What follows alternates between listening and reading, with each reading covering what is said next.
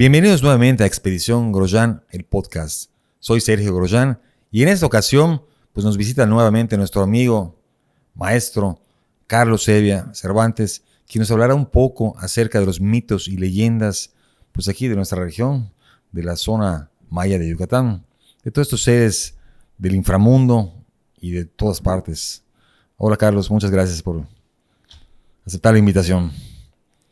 ¿Cómo te inicias en este complejo mundo de los mitos y leyendas, que hay tantos mitos y leyendas en Yucatán, que por fortuna tú has recabado información porque se están perdiendo? Es algo que ya las nuevas generaciones desconocen en muchos sitios. Solo se acuerdan de los básicos, que puede ser los aluches, puede ser el Ixtabay y otros por allá perdidos, pero toda la historia que has logrado recabar creo que sin duda es valiosísima. ¿Cómo te inicias en esto? Sí, bueno, en primer lugar, muchas gracias por la invitación. Me da mucho gusto que me hayan pues invitado, ¿no? a este programa, porque a mí me apasionan los mitos, francamente. Sí, lo sabemos. Sí. Entonces, quiero decir que como muchas cosas en la vida llegaron sin que yo lo pensara. Como tú has de saber, yo fui profesor de estadística durante mucho tiempo, los 40 años, nunca dejé de ser profesor. Pero una vez me fui a trabajar a Culturas Populares en los años 80 y cuando llegué dije, bueno, aquí qué voy a investigar. Culturas Populares es de la Secretaría de Educación Pública del Gobierno Federal. Entonces, y le pregunté al jefe de ese entonces, el antropólogo José Tecpot, y le dije, oye José, pues ¿qué me sugieres? Porque yo pues no voy a hacer una investigación de que yo aplique la estadística. No, me dice, mira, hay un tema que nadie ha querido estudiar, nadie ha podido. Me dice, que es sobre los pájaros. Fíjate que las leyendas, las historias de los pájaros, los mitos, que es la palabra correcta, dice, están entrelazados. Yo tengo la idea de que están entrelazados. ¿Por qué no te digamos, arriesgas a estudiarlo? ¿Por qué digo arriesgar? Porque es algo, el mito es un elemento de las ciencias sociales muy difícil de estudiar. Déjame decirte que cada vez que se cuenta un mito, varía. Incluso no solo de persona a persona, sino en la misma persona. El lenguaje es muy plástico y la gente tiene esas variaciones al contarlo, pero me arriesgué, empecé a ir al campo, porque la verdad yo soy una persona que le gusta mucho trabajar en el campo, ir a los lugares en donde están el objeto de estudio, y pues además me acerqué a los técnicos, a los promotores de cultura maya, y ellos me presentaron a otras personas.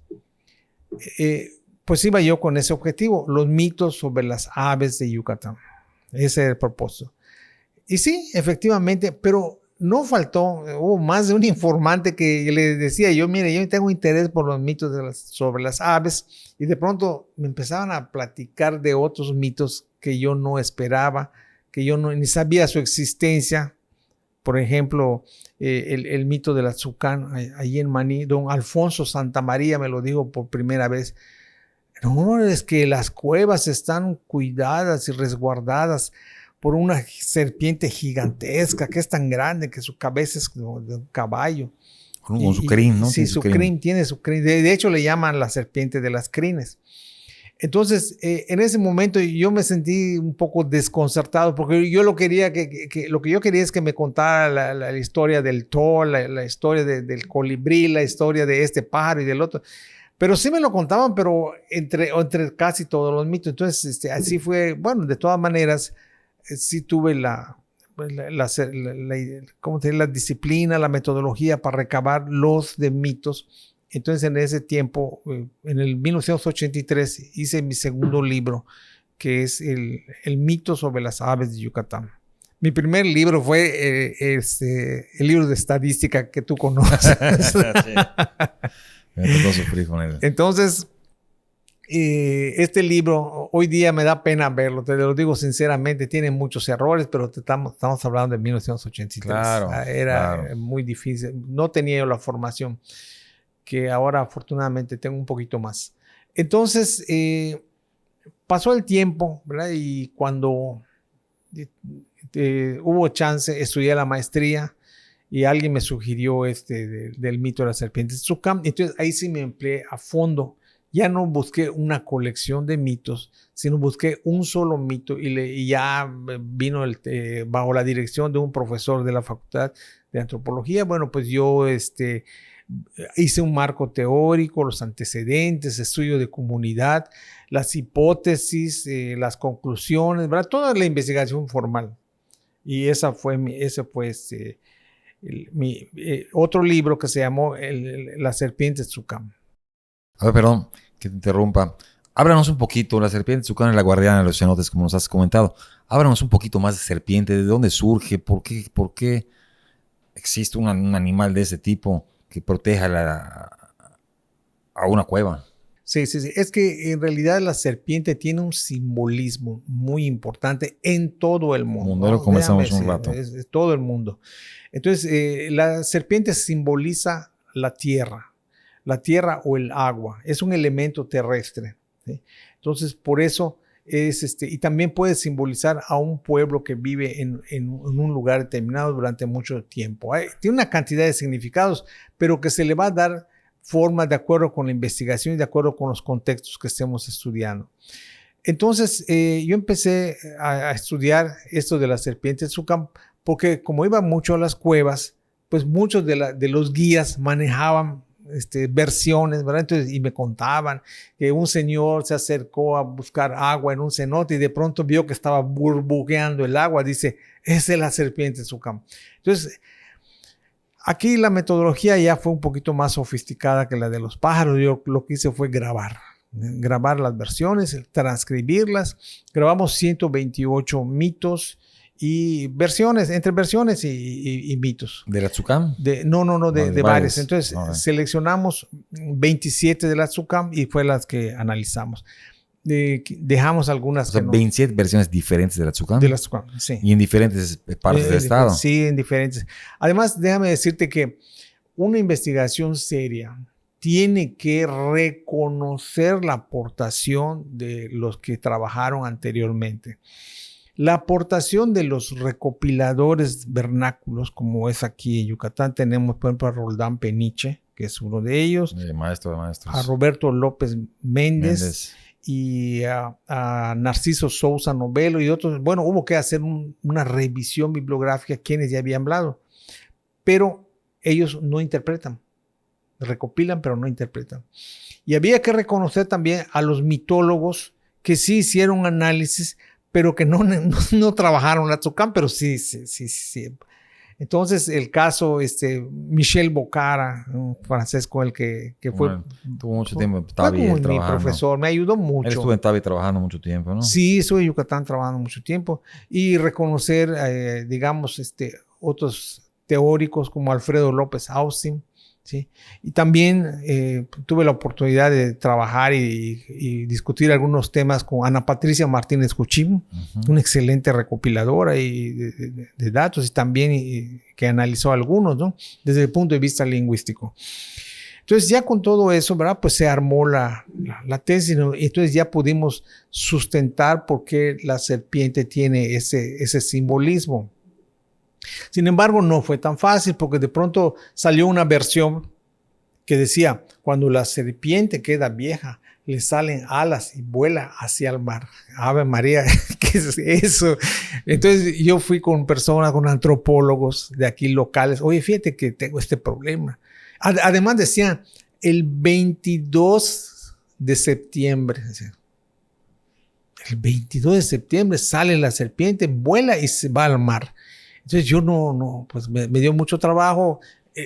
Los grandes libros de simbología no hablaban de nada de eso, ¿no? Entonces yo decía, bueno, ¿cómo voy a interpretar? Y nada, pero sí tuve la fortuna, ¿verdad?, de revisar un libro sobre el calendario maya de Paulino Romero.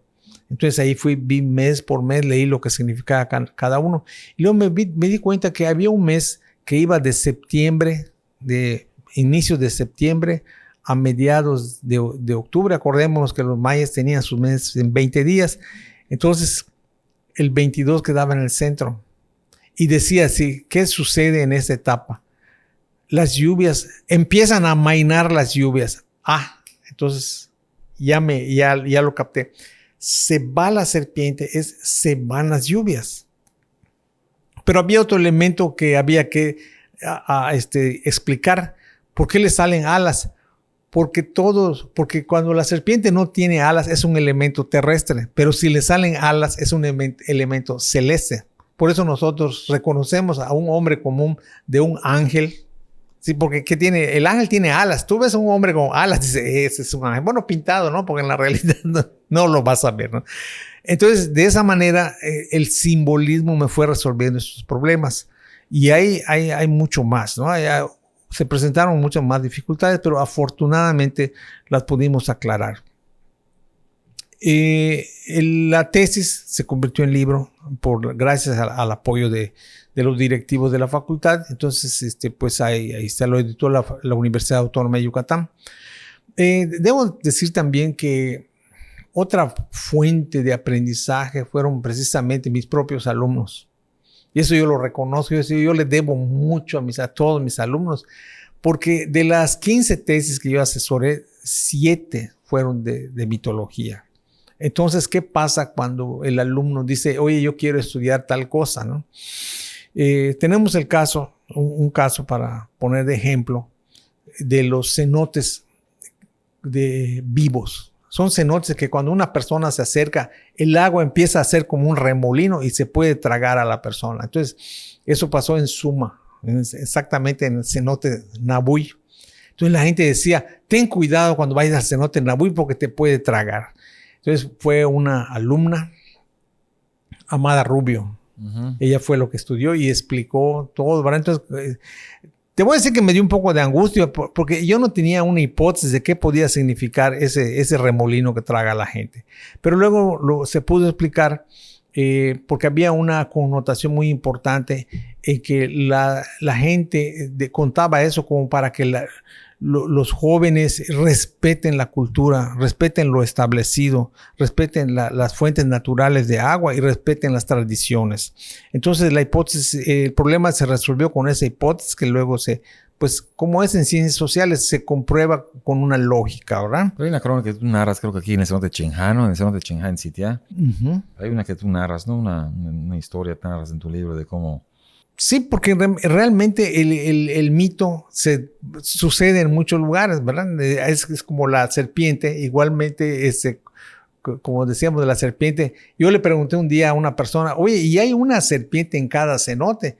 No, es una sola.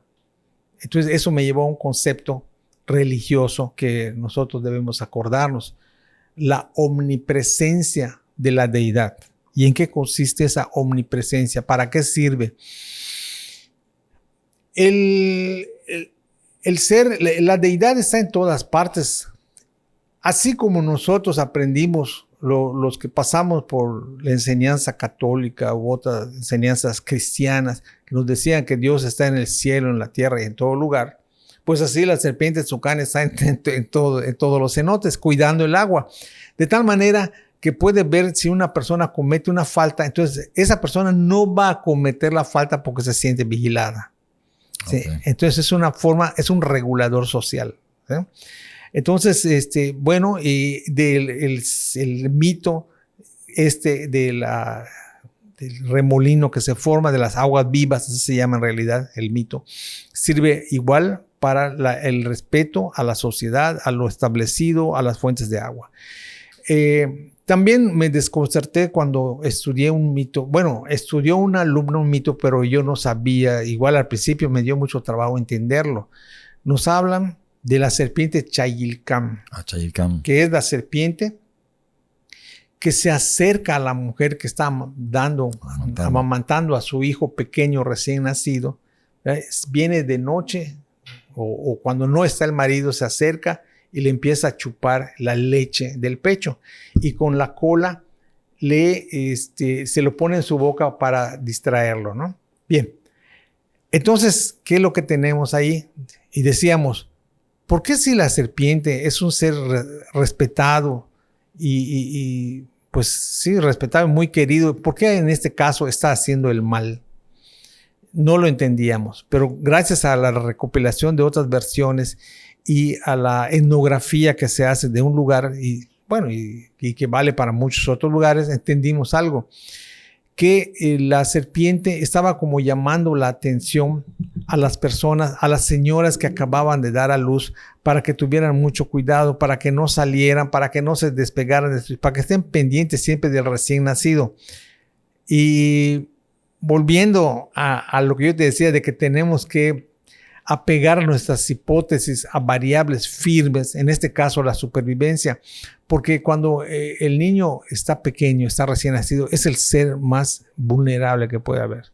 Entonces la mamá, el papá tienen que redoblar la vigilancia, ¿verdad? Entonces para eso sirve el mito. Entonces no solo se trata de relatarlo, sino de hacer el análisis, de hacer la etnografía, poder entenderlo. Pero, por ejemplo, y en el caso del Ixtabay, que es de los más conocidos aquí en Yucatán, claro. ¿a qué responde? El Ixtabay dice que sale de la ceiba, pero otros mitos dicen que no, que sale de una planta espinosa. ¿Cómo va? Sí, claro. Sí, el caso del Ixtabay es muy interesante porque tiene una estructura. Es de esos mitos, yo diría, como fáciles de estudiar, ¿no? Porque le vimos rápidamente esa estructura y ese mensaje que está detrás de todos los mitos. ¿Cuál es el texto del mito? Dice así: un hombre está caminando por la noche y ve a una mujer que le empieza a coquetear, lo empieza a llamar, le empieza a seducirlo. El hombre que está ebrio empieza a ir hacia donde ella está, pero cuando finalmente la alcanza, de inmediato el hombre sufre un colapso. De pronto se ve en medio de una zascabera, o se ve abrazado de un cactus, o se ve simplemente tirado en un suelo. A veces se dice que la Ixtabay está junto a una ceiba, pero no sale de la ceiba. Te voy a decir por qué. Porque la ceiba es un árbol muy importante, con un simbolismo especial. La ceiba es el árbol que comunica al plano celeste, terrestre y el inframundo, ¿verdad? Entonces, pero vamos a suponer que si tuviera alguna relación, entonces la Ixtabay vendría del inframundo, pero vamos por partes. Cuando el individuo sufre el contacto con la Ixtabay, se va a su casa y al día siguiente despierta todo tembloroso, tartamudo, empieza así con fiebre. Yo te diría casi los síntomas de la cruda por la borrachera que se puso anteriormente. Entonces él cuenta su historia y el papá, la mamá le dice: ¿sabes qué? Viste el Ixtabay. ¿Cuál es el mensaje? El mensaje es para que los hombres no tengan esas conductas de pasarse, ¿verdad? Con los tragos. No están diciendo que, no dicen un hombre que tomó 2 cervezas. No, están diciendo un borracho, uno que se embriagó y que después de eso estaba andando por las calles y quiso tener una aventura, o sea, quería ser infiel. ¿Y qué pasa con esto? ¿Por qué se tiene que decir esto? Porque si todos los hombres, imagínate esta situación, cometieran estas conductas, fueran infieles, se desbarataría el matrimonio, claro, la familia. Y si le sucede a uno y le sucede a muchos o a mucha gente de la comunidad, se desbarataría la comunidad. Y eso no debe de ser. Entonces vemos que el mito está reforzando la unidad social en su conjunto, pero a partir de la familia. Entonces por eso las personas cuando se emborrachan y ven a la Ixtabay, entonces se dice que pues le dicen que no lo debe hacer, que no debe pasarse copas y que no debe también ser infiel. Ese es el mensaje del mito. Y en el caso, por ejemplo, que ese es renombrado en todas partes, los aluches, ¿de dónde pudo haber surgido? ¿Por qué? Porque hay gente que asegura que tuvieron contacto con los aluches. Un amigo me comentaba que él tenía un rancho y una noche estaban allá y que no pidieron permiso para estar allá. Y de repente empiezan a escuchar una piedrita. Al rato, otra piedrita. Y salieron así, estaban tomando los highballs. Y salieron así barbucones. ¡Hey! ¿Quién eres? Deja de fastidiar. Y entraron. y al rato otra piedrita, y pensaron que lo estaban fastidiando alguno de los vaqueros. Pasó el tiempo hasta que se fastidiaron. Si ustedes tú, aluches, ¿qué les pasa? No les tenemos miedo. Y entraron, y que de repente empezó a llover una lluvia de piedras impresionante. Y digo, la persona que me lo contó es una persona que conozco hace muchos años, y me lo jura y me perjura. Me dice, ¿qué pudo haber sido? No lo sé. Y a nosotros nos han pasado cosas realmente que no tienen una explicación científica, que mucha gente de los guías se lo atribuyen a los aluches. ¿Cuál es tu opinión al respecto, Carlos? Sí, pues este es el punto que vamos a hablar y es un punto muy importante, muy delicado, pero hay que exponer las dos caras de una moneda. Efectivamente, el mito de los aluches es el más conocido. Es el más conocido en Yucatán. Pues ya ves que hay hasta un hotel que se llama Los Aluches. Sí. 1. 2. Hay que entender también que el mito de los aluches es universal. Son los duendes, son los gnomos, son los chaneques, son los atlantes. Una cantidad enorme de nombres puede tener dependiendo del lugar y de la cultura. Entonces, así como a ti te desconcierta lo que te han platicado de una versión, igualmente yo te puedo decir que si bien es cierto que he recibido versiones de gente ajena o lejana a mi vida, también recibí versiones de una persona de la que no podía yo pensar que estuviera mintiendo. Y se trata de una prima que más bien fue como mi segunda madre porque me crió durante una época de mi vida cuando yo era muy pequeño. Entonces ella me dijo que oyó ruidos en el patio de su casa. Ella tenía una ventana que daba directamente al patio y a 3 metros había una mata de ciruela. Entonces cuando abrió la ventana para ver a qué se debía, vio como a 4 niños jugando. Y eran las 12 de la noche. ¿Qué niños así vestidos de blanco? Entonces se asustó, cerró la ventana y cuando fue al otro cuarto para prender la luz que da para el patio, en su comedor estaban sentados otros 4 aluches. Entonces ya no pudo más y pegó el grito. Y al pegar el grito, el marido se levantó, los 2 hijos se levantaron. ¿Y qué te pasa? ¿Qué te pasa? Y ya todo se desapareció. Entonces te digo que yo no puedo dudar de la veracidad de lo que mi prima vio. Y así como eso, mucha gente me lo ha platicado. Bueno, tú ahora me estás dando una versión. Y yo te quiero decir lo siguiente. Bueno, la antropología no estudia, ¿verdad?, la certeza de que aquellos seres mitológicos existan o no existan. Esa sería mi respuesta más fácil y yo con eso me podría librar de tu pregunta, pero no, ahí te voy a decir algo. Hay un antropólogo muy famoso, muy polémico, que es Carlos Castaneda. Carlos Castaneda nos dice lo siguiente. Él estudió la brujería entre los yaquis, entre los tribus de Oaxaca y todo eso, y el consumo del peyote y todo eso. Entonces, él dice que nosotros, en realidad, nosotros los seres humanos, no tú y yo, todos los seres humanos solo vemos una parte de la realidad. Esto que le llamamos cultura es el formateo que nos dan a nosotros desde que nacemos, para poder adaptarnos a nuestra sociedad. Pero desgraciadamente ese formateo deja por fuera otras capacidades. Por ejemplo, hasta sensorialmente, por ejemplo, nosotros no escuchamos lo que los murciélagos escuchan. Así es. No vemos lo que los perros ven de noche, lo que los felinos ven de noche. No podemos entender cierto lenguaje o ciertos ruidos que hacen los elefantes para comunicarse. Tenemos una serie de limitaciones de todo tipo. Y además, con ese formateo que estamos día con día, nosotros nos vamos a veces hasta disminuyendo. Por ejemplo, si estamos en un grupo, se han hecho experimentos de que 20 personas expresan su opinión delante de un sujeto. Ese sujeto, después de escuchar las 20 opiniones anteriores, tiende a tener la misma opinión. O sea, y ya lo formatearon. Uh-huh.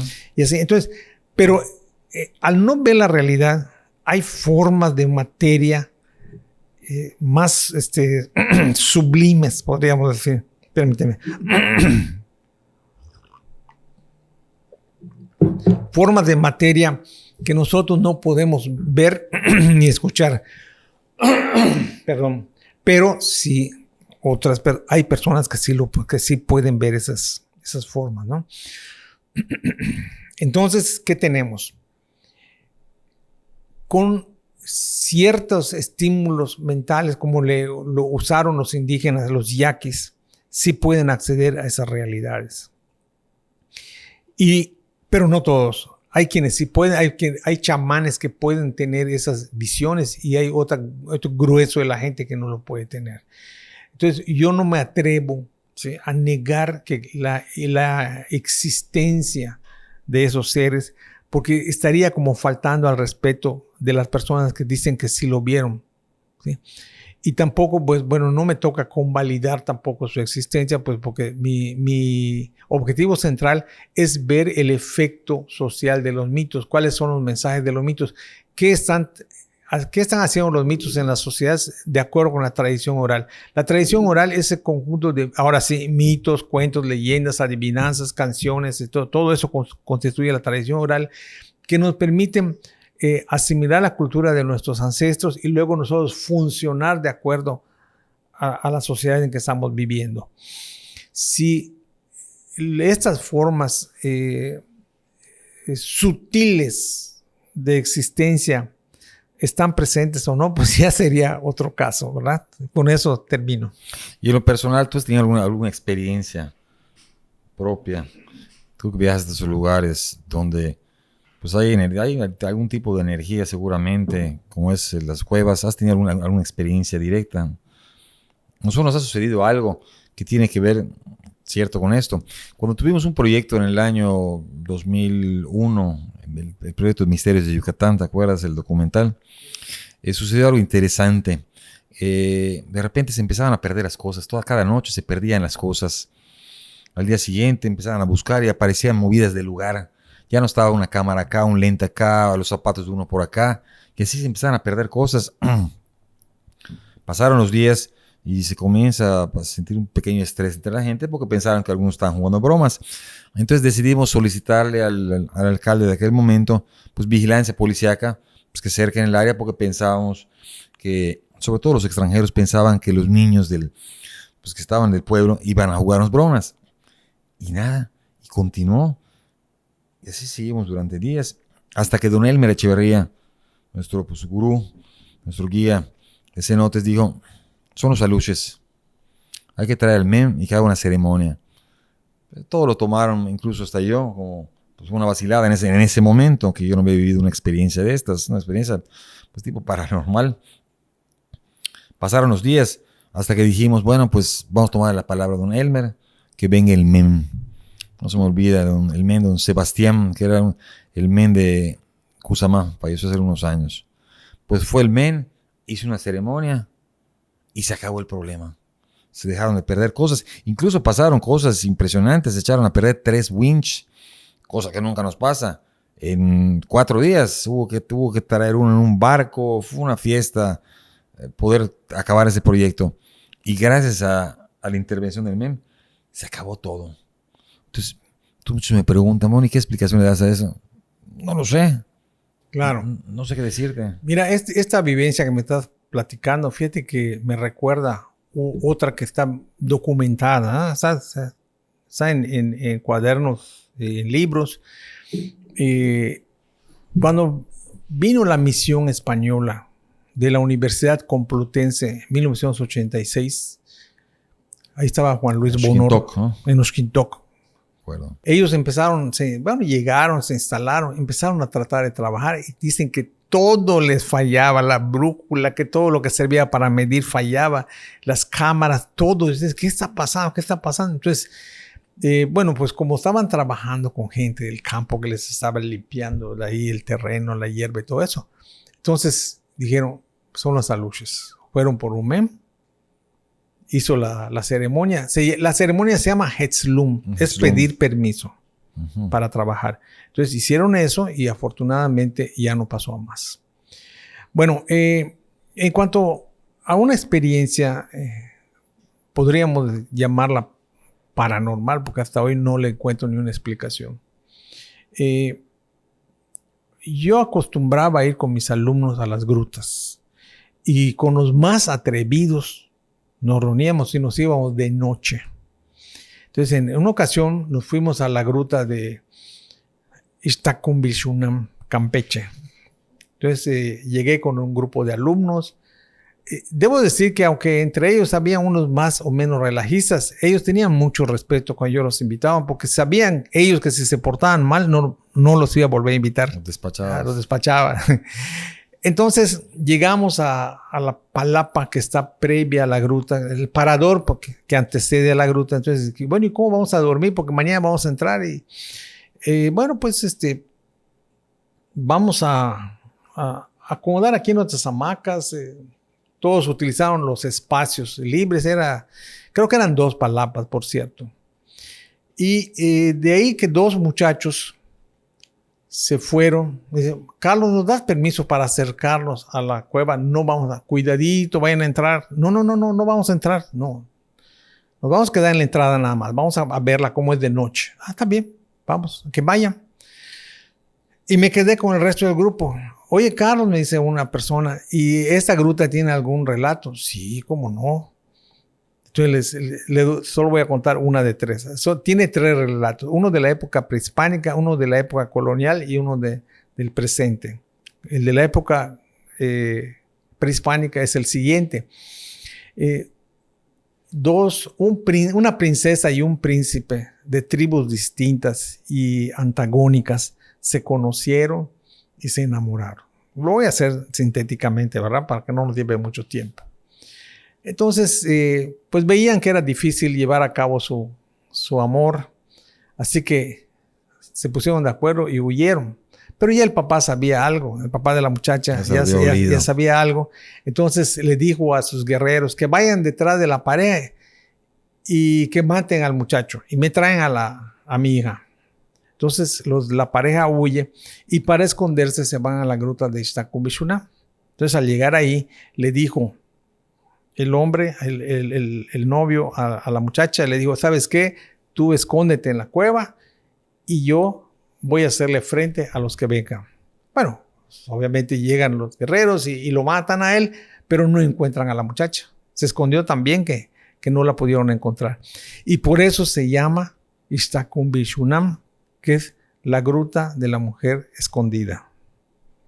Bueno, pues como ya estoy encarregado, te voy a contar la de la época colonial. Resulta que un sacerdote se enamora de una mujer y creo que además era casada. Entonces, para poder llevar a cabo su amor, pues se la lleva a la gruta, pero sucede que al paso del tiempo se muere la señora.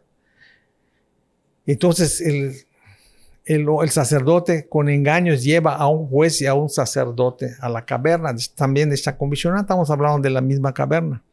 Y le dijo al sacerdote y al juez que los casara antes de que muriera la señora, estaba grave, la señora no había muerto. Y dijo el sacerdote, yo no voy a casarlos porque lo que ustedes están haciendo, están viviendo en pecado.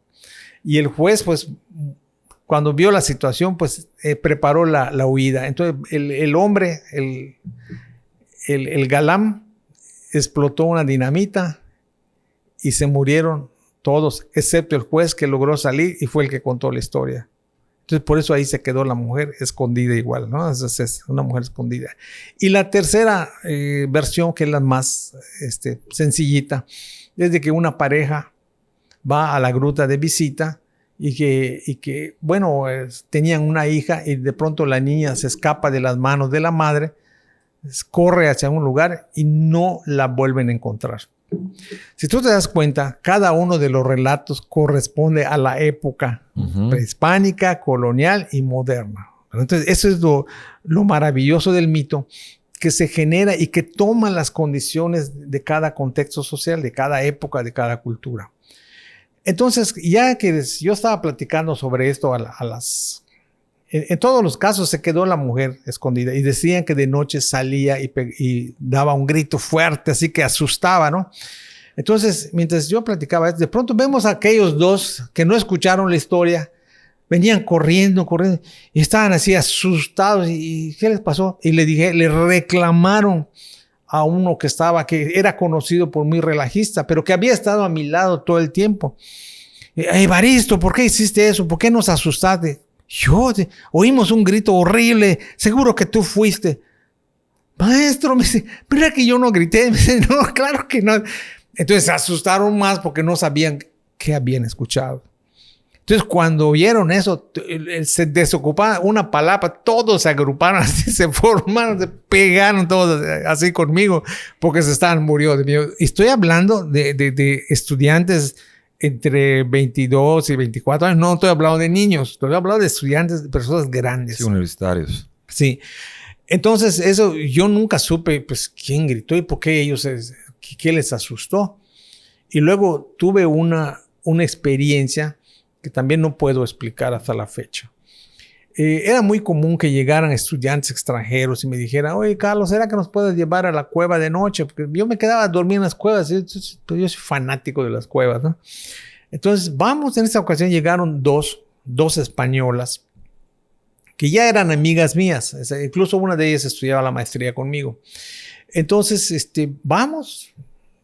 vamos a hacer lo siguiente. Exploramos una ruta en la mañana y una ruta en la noche. Ah, sí, pues de acuerdo. Entonces llegamos en la mañana, nos metimos a una ruta y ya al salir, así, bueno, mientras hacíamos nuestros preparativos, todo, y ya eran como las 6, 7 de la tarde, ya estaba anocheciendo, ¿no? Y veo que una de ellas tenía rota la mochila y le dije, no puedes entrar así, se te va a romper esa mochila allá y te va a dar mucho trabajo cargarla. Vamos a Mashcanú ahorita a comprar una. Vamos. Entonces, la carretera, a ver si puedo explicarlo, de Calquetó hacia la gruta, es tocada por una carretera perpendicular que viene de Oxquintoc. Okay. ¿Sí? Entonces, cuando estábamos de ida, en la plena oscuridad vimos cómo de la perpendicular había un coche que se estaba haciendo. Vimos las luces prendidas. Vimos cómo se estaba acercando y yo dije así, ¿quién será? ¿Será que viene a la gruta? Porque en esos lugares no transita nadie. Son senderos que solamente los que están así muy loquitos como yo, aventureros, todos se van de noche. Nadie está a esas horas. Entonces dije, ¿qué será? De todas maneras, ahorita los vamos a ver porque al llegar a donde se une la carretera de la cueva de Ixpoquil a Oxquintoc, yo tenía que doblar hacia Oxquintoc para ir a Mashcanú. Cuando di la vuelta, esperaba encontrarme con un coche. Y avancé y no me encontré con nada. Entonces, seguíamos avanzando y vino un silencio y me dice así una de ellas, por favor, explícame qué pasó, porque mi cabeza no cabe. ¿Qué pasó? Vimos un coche y se desapareció. Perdóname, pero yo no sé qué pasó. Desapareció el coche en la noche. Se esfumó así sí, de la nada. Se esfumó completamente. Pero sí lo viste clarito que estaba el coche, clarito. Sí, vi las lámparas. O sea, no, eran 2 lámparas. Entonces llegamos a Mashcanú. Te voy a decir una cosa, no es presunción, pero yo no me asusto fácil.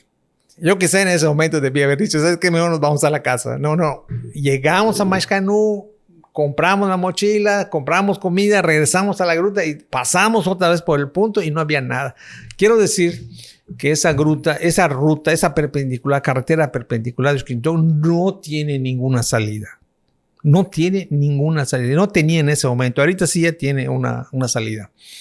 Entonces, son las cosas que suceden y que uno no encuentra una explicación. Y por esa razón, cuando yo estudio mitología, prefiero no abordar el punto de que si aquellas entidades mitológicas existen o no existen. Hay algunas que, bueno, no hay problema, ¿no? Pero hay otras que sí, ¿no? Entonces, hay algunas que como que se siguen contando y otras se cuentan menos. Como tú decías, la de los aluches y la Ixtabay la más contada, pero hay otras que no. Por ejemplo, el Huapach, por ejemplo. El Huapach casi no es contado y sí tiene un vínculo con Ixtabay. Te voy a decir, el Huapach es un ser mitológico que tiene las piernas muy grandes y que cuando esos muchachos, se refiere mucho a los muchachos, salen de las fiestas, se están yendo a sus casas, el huapache se pone y están tan grandes sus piernas que pone una pierna en un lado y la otra en el otro lado de la calle, y que cuando pasa alguien le aprieta la garganta con las piernas. Ese es uno. Y hay otro que es interesantísimo, es el mito del Bob, que yo diría que es el mito más antiguo por esta razón. A mí me lo contaron por primera vez en Muna. Me dijeron que el Bob era como un animal que parecía como un oso, que su piel era tan gruesa que no le entraban las balas, que no se le podía matar, solamente se podía huir de él. Entonces los campesinos tenían el cuidado de cuando iban a cazar venado, dormir en la parte alta de los árboles para que no vayan a ser sorprendidos por el Bob, porque si no el Bob los mata y los lleva a la cueva y ahí se lo come. Entonces, pues ese era el relato así de sencillo. Pero me intrigaba igual a una antropóloga del INA que conoció este mito y me decía, pero ¿por qué dicen que es como un oso? ¿No será un jaguar? Le decíamos al informante. No, es como un oso. Y nosotros decíamos, pero si no hay osos en Yucatán, ¿cómo puede ser que haya entrado este elemento a la mitología maya? Resulta que posteriormente entra un buzo a una cueva, dice que bajó 20 o 25 metros y saca unos cráneos. De animales, ¿no? Parecían o de perro o de jaguares. Entonces, cuando se lo lleva al especialista, el especialista dice, esto es de un oso. Son cráneos de oso, porque sacó dos. Entonces, cuando se hace el análisis, la investigación, se encuentra que existieron osos hace 13,000 años. O sea, no había la cultura maya. Esos osos todavía hay en el norte de México y en la parte norte de Sudamérica. O sea, por Venezuela, Colombia, hay todavía esa especie, que además tiene una cualidad, tienen una mancha blanca aquí. Y cuando te cuentan el relato aquí en Yucatán, te dicen que el oso tiene una estrella en la frente. Entonces, ¿qué es la hipótesis que he elaborado acerca de eso? Que este animal impactó tanto a aquellos cazadores, recolectores, que el símbolo permaneció, porque si no, no habría otro. O sea, ¿de dónde saldría ese relato? Porque además es consistente. Tanto así que en Nunquini, Campeche, hay una danza. Cada año se hace una danza que se llama la danza de los osos, y un grupo de hombres se disfrazan como si fueran osos y empiezan así a tener conductas así de ataque y todo. Pero claro, es nada más parte de una teatralidad, ¿no? Entonces, este mito del Bob es realmente fascinante, ¿no? Porque nos estaría diciendo que tendríamos el mito más antiguo de Yucatán. ¿Y qué me cuentas del Huaychivo?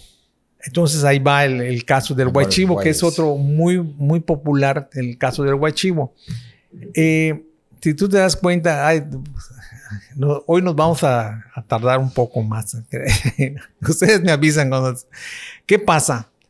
El Huaychivo, en su nombre está ya la primera parte del misterio, ¿no? No habían esa clase de cabras en Yucatán. Es un mito que al parecer se origina en la época colonial, aparentemente. Pertenece a un grupo de mitos que se le llama los Huayop. O los Huayop. ¿Cuál es la estructura del mito? Un hombre que es brujo tiene la cualidad o la facilidad para transformarse en animal e ir a hacer maldades en donde pueda. Entonces, el Huaychivo puede atacar, por ejemplo, a una persona que fue a visitar a su novia, porque él está interesado en la novia y no quiere que esa persona lo siga visitando. Y así puede ir a atacar a otras cosas, a otros seres, a otros vecinos, por intereses particulares. Pero de pronto se topa con alguien que le da un balazo, entonces lo hiere con un machetazo, y entonces el animal se va a su casa, pero ya está herido. Al día siguiente la gente sigue el rastro y ven y llegan a la casa del brujo y dicen, él es el Huaychivo. ya sea que lo encuentren herido y ya sea que lo encuentren muerto, ¿sí? Preferentemente, el huaychivo, el que se convierte en animal, es hombre. Porque dentro de la brujería en Yucatán hay otro caso de mitos que son aquellas mujeres que se quitan la cabeza y se pueden ir a hacer maldades. Y ahí preferentemente son mujeres. Pero volvamos al huaychivo. Entonces el huaychivo causa un descrédito total en aquella persona. Si se murió, bueno, ya solo se va a hablar mal de él. Pero si no se murió, pues ya todo el mundo lo va a estigmatizar, ¿verdad? Como si fuera y la gente va a tener mucho cuidado de no relacionarse con él. Aparte del huaychivo, hay el huayquequen, que es el que se transforma en cerdo, y el huaytzimim, y el huaymis, que es el gato. Fíjate, a mí mi nana me contó uno acerca del huaymis, que había un brujo en el pueblo, en Sotuta, que fue a una casa a pedir comida, que le dijeron, no, hasta ahorita no, hasta más tarde, y que de repente llegó un gato y se lo tranquearon. Y al día siguiente amaneció muerto, tranqueado, el brujo. Quiere decir que el brujo se convirtió en gato. Fue a jugar la comida y lo agarraron y lo tranquearon. Y llegó medio muerto a su casa y en su casa murió. Y te lo cuenta completamente convencida, que lo vieron. También el gato, el huaymis, tiene una connotación sexual porque a veces el gato, o sea, el brujo se transforma en gato y el gato se va acariciar a la muchacha o va para que lo acaricien, ¿verdad? Y tiene una connotación sexual. Entonces, esa es una parte de la brujería en Yucatán. La otra parte, te decía, es la bruja que se quita la cabeza. Entonces, la estructura es la siguiente. Una señora, cuando llega la noche, le da a su marido una bebida para que se duerma muy bien, para que se quede bien dormido, ¿no? Entonces, cuando ella checa que el marido está dormido, entonces se quita la cabeza, se transforma ya sea en un ave, ya sea, el caso es que la cabeza se va. Aquí hay una de variación en versión. A veces se va el cuerpo y a veces se va la cabeza, pero por lo general es la cabeza que se va. Entonces va a hacer maldades y pasa una especie de brujo que la lleva y se va con ella, ¿no? El marido empieza a preocuparse, despierta y la gente le dice, oye, ¿sabes qué? Tu esposa es bruja. Y él no lo quiere creer, pero va con un mem y le pregunta si tu esposa es bruja. ¿Y qué puedo hacer?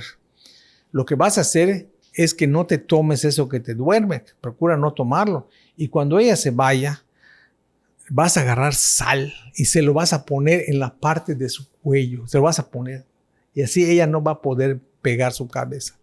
Entonces, cuando sucede, ¿verdad? Y llega la noche, se va la bruja, él no se duerme, agarra la sal, se la pone y cuando viene la cabeza y quiere pegar, no puede. Entonces empieza a llorar, a suplicar que por favor, pues que le permita regresar. Pues él ya dice que no.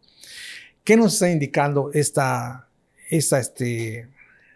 mito? En este caso, ¿verdad? Nos está indicando que podría estar señalando la infidelidad de la mujer. Sí, porque se va de noche y se va además con un compañero brujo mayor, que es el que la lleva. Entonces, el ser infiel equivale a tener una conducta de bruja. Entonces, esa es la hipótesis. Debo decirte que este mito lo estudió una de mis últimas asesoradas, pero yo ya no fue asesoría oficial, fue extraoficial, porque los alumnos de antropología hasta ahora me van a ver y, oye, ¿me puedes ayudar con esto? Sí, está bien. Entonces, una persona que estudió el huaychivo, que es la antropóloga Silvia Rivero. Entonces, por eso es que tenemos esta información reciente de esta brujería, ¿no? Entonces, hay un campo, ¿verdad? Hay un campo del que no hemos hablado y que también es precioso. Es la mitología de las aves. Creo que esta parte, Carlos, la vamos a dejar. Vamos a dejarla para una siguiente. Creo que hay mucha tela donde cortar. Creo que nos has hecho viajar muchísimo más de lo que esperábamos. Y bueno, esperamos pues pronto verte nuevamente. Te lo agradecemos mucho. Mucho gusto. Y bueno, gracias a ustedes. Nos vemos en la siguiente entrega.